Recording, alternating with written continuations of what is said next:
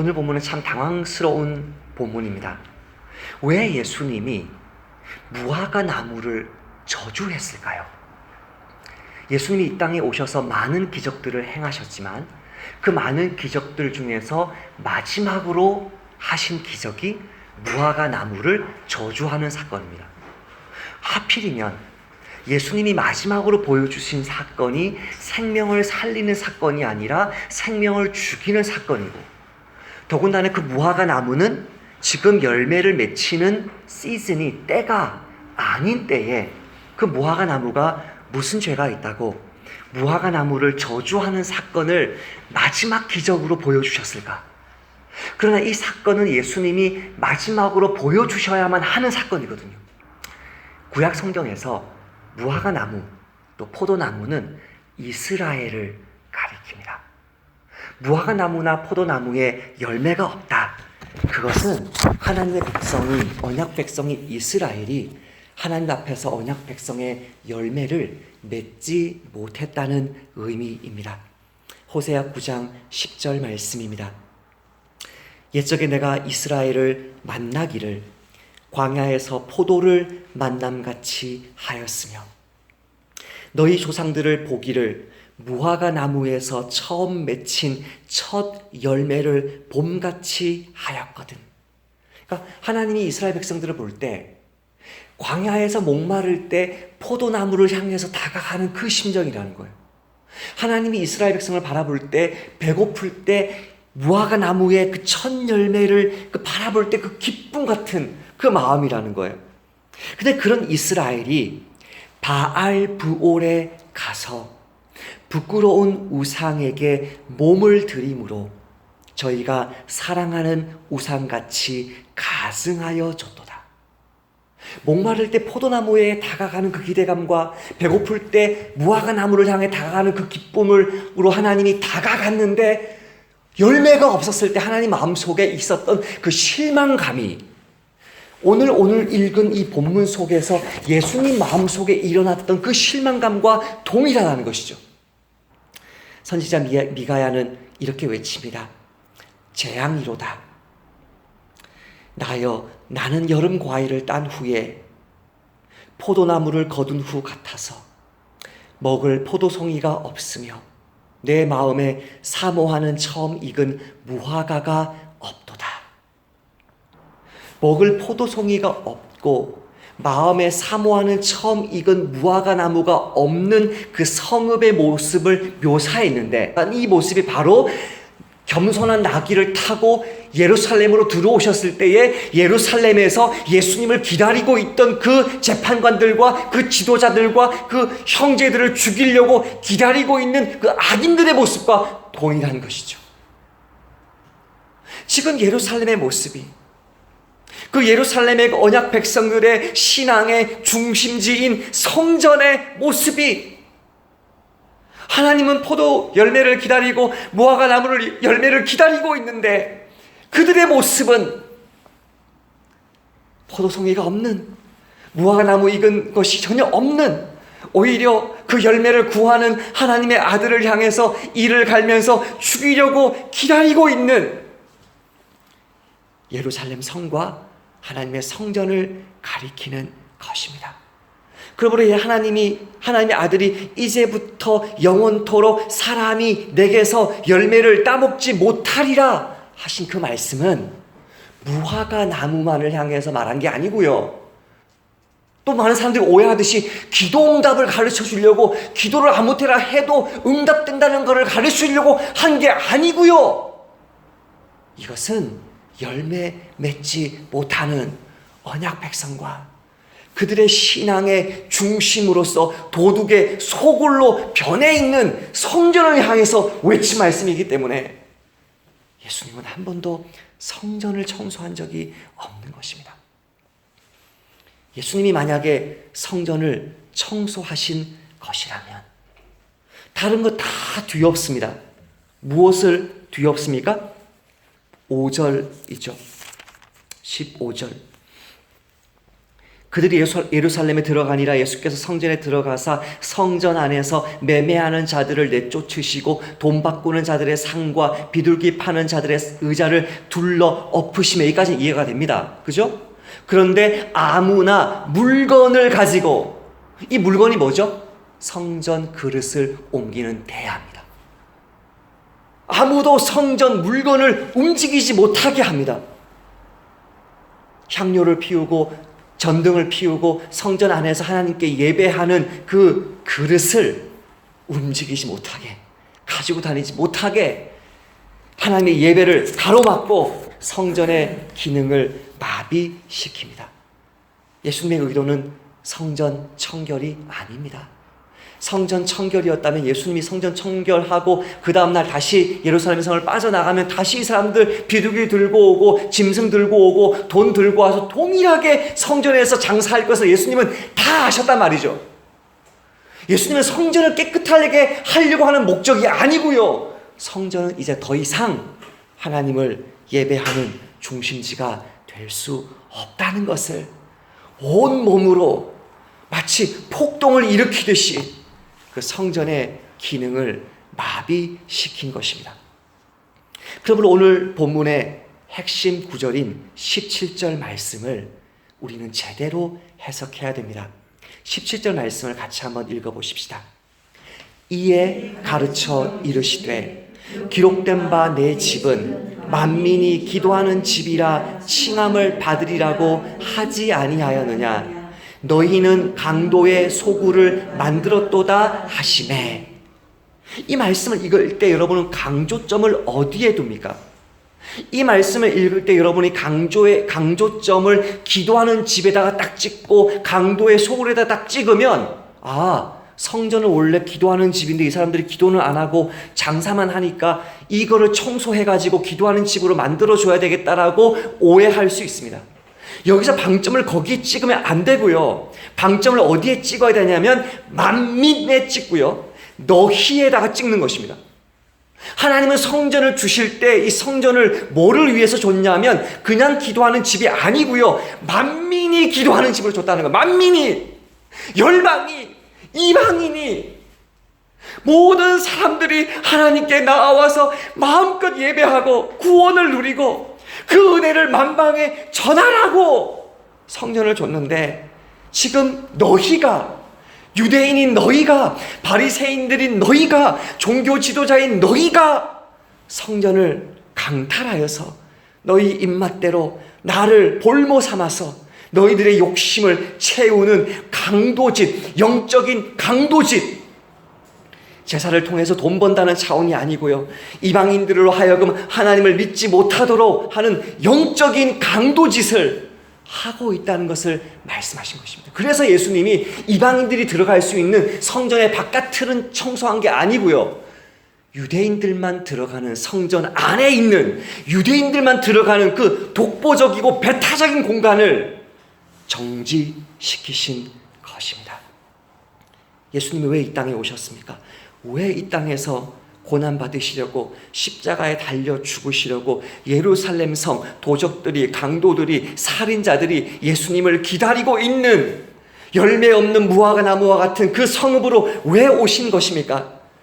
주님의 그 사랑과 주님의 그 구원을 모든 열방과 종족과 방언에서 그 주님을 만날 수 있도록, 그 주님을 예배할 수 있도록 우리 주님이 십자가에 달려 죽기 위해 오신 것이고, 더 이상 열방이 기도하는 집이 아니라 몇몇 유대인들이 하나님을 독점하여 영적인 강도짓을 벌이고 있는 그 성전의 기능이, 성전의 생명이 마른 무화과와 같이 끝났음을 선포하신 것입니다. 예수님의 이 말씀, 제가 오늘 이렇게 해석하는 이 말씀이 우리의 귀에 어색한 것이 아닙니다. 이미 하나님이요, 예레미야 선지자를 통해서 예수님이 이렇게 할 것을 예언했습니다. 예레미야를 통해서 예언했습니다. 만군의 여호와 이스라엘의 하나님께서 이와 같이 말씀하시되, 너희는 이것이 여호와의 성전이라, 여호와의 성전이라, 여호와의 성전이라 하는 거짓말을 믿지 말라. 가장 크게 강조한 것입니다. 하나님이 이것은 여호와의 성전이라, 이것은 여호와의 성전이라, 여호와의 성전이라 하는 거짓말을 믿지 마라. 거짓말이다. 너희가 도둑질하며 살인하며 간음하며 거짓 맹세하며 바알에게 분향하며 너희가 알지 못하는 다른 신들을 따르면서 내 이름으로 일컬음을 받는 이 집에 들어와서 내 앞에 서서 말하기를 우리가 구원을 얻었나이다 하느냐. 이는 이 모든 가증한 일을 행하려 함이로다. 내 이름으로 일컬음을 받는 이 집이 너희 눈에는 도둑의 소굴로 보이느냐. 그러므로 내가 실로의 행함같이, 사무엘에서 기억나시죠? 사무엘 때 실로를 하나님 어떻게 심판하셨는지 기억나시죠? 실로의 행함같이 너희가 신뢰하는 바 내 이름으로 일컬음을 받는 이 집, 이 성전, 곧 너희와 너희 조상들에게 준 이곳에 내가 행할 것이다. 예수님은 하나님이 이미 이것은 더 이상 성전이 아니다, 도둑의 집이다, 생명 끝났다, 멸망을 선포하셨다는 것을 예수님이 보여주신 것이고, 바로 그 목적을 위해서 예수님이 이 땅에 오신 것입니다. 대제사장들과 온 공회가 예수를 죽이려고 그를 칠 증거를 찾되 얻지 못하니 이는 예수를 쳐서 증언하는 자가 많으나 그 증언이 서로 일치하지 못함이라. 어떤 사람들이 일어나 예수를 쳐서 거짓 증언하여 이르되 우리가 그의 말을 들으니 손으로 지은 이 성전을 헐고 손으로 짓지 아니한 다른 성전을 사흘 동안에 지으리라 하더라. 이 사람들의 증언이 왜 거짓 증언입니까? 예수님이 자기가 폭동을 일으켜서 이 성전을 손으로 헌다고 하셨습니까? 아니요. 그게 거짓말인 거죠. 새 성전을 세운다는 게 거짓말이 아니고요. 예수님이 무슨 폭동을 일으켜가지고 한다는 게 아니고요. 손으로 짓지 아니한 다른 성전을 사흘 동안에 지으리라, 무슨 마술 일으켜가지고 건물을 뿅 하고 짓겠다, 이렇게 마술은 곧 우상숭배고 사형 판결을 받아야 되는 죄인데 이렇게 예수님을 몰아갔기 때문에 이게 거짓말인 것이지, 예수님이 성전을 파괴하러 오셨고 십자가에 죽으시고 부활하심으로 완전한 새 성전을 일으키신다는 이 말씀이 거짓이 아니죠. 제자들이 주의 말씀에 주의 전을 사모하는 열심히 나를 삼키리라. 이 주의 전이 뭐예요? 헤롯 성전이 아니에요. 건물 성전이 아니에요. 주의 전은 저와 여러분을 가리키는 거예요. 내가 일으킬 열방의 주의 전, 내가 일으킬 한국 땅의 조선 땅에 있는 내 영혼들을 사모하는 열심 때문에 그 열심이 나를 삼킬 것이다. 그 주님의 사랑이 예수님의 십자가를 지게 했고, 원수의 멸시와 수치와 조롱을 당하며 버림받았던 저와 여러분이, 죄인이었던 저와 여러분이, 이방이었던 저와 여러분이 하나님의 거하시는 성전이 되어서 이제는 고아도 과부도 가난한 자도 어리석은 자도 이 땅에서 더 이상 멸시받지 않는 새로운 날을 하나님이 허락해 주신 것입니다. 이 성전은 개인적으로나 교회로나 하나님의 인도하심을 따라 본향을 향해 움직입니다. 본향을 향해서 움직이는 성전인데요, 본향을 향해서 움직이는 성전 앞에 무엇이 가로막습니까? 산이 가로막습니다. 이것이 왜 어떻게 예수님의 기도에 대한 가르침과 연결되는지 보십시오. 그 은혜로 말미암아 성전된 저와 여러분이 하나님의 성전으로 열방을 향해 나아가고 하나님의 본향으로 나아가면서 내 삶을, 내 가정을, 내 교회를 열방을 위한 성전으로 살아가는데 가로막고 있는 산이 있는 거죠. 이 산을 향해서 뭐라고 외칩니까? 들어서 바다로 던져져라 라고 외치는 것입니다.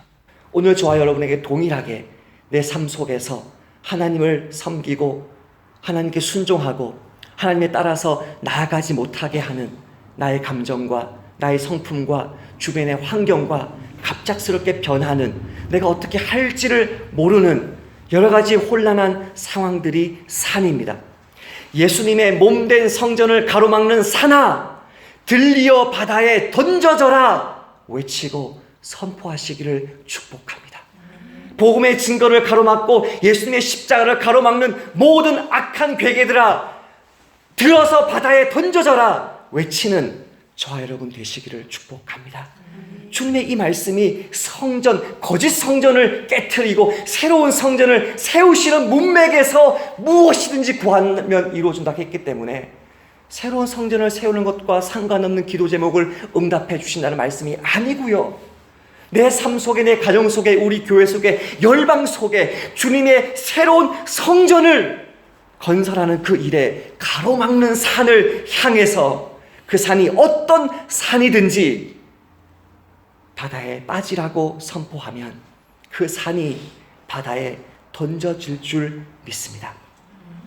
두 번째 기도 제목은 주님이 새로 세우신 성전인 우리의 몸과 영혼과 주님의 몸된 교회를 무너뜨리는 죄악을 회개하고 용서하고 축복하는 것입니다. 25절 말씀 같이 읽겠습니다. 서서 기도할 때에 아무에게나 혐의가 있거든 용서하라. 그리하여야 하늘에 계신 너희 아버지께서도 너희 허물을 사하여 주시리라 하시니라. 주님의 몸된 성전을 해치는 산은 제거해야 될 대상이지만 내 주변에 있는 나의 사랑하는 형제 자매들은 제거해야 될 대상이 아니고요.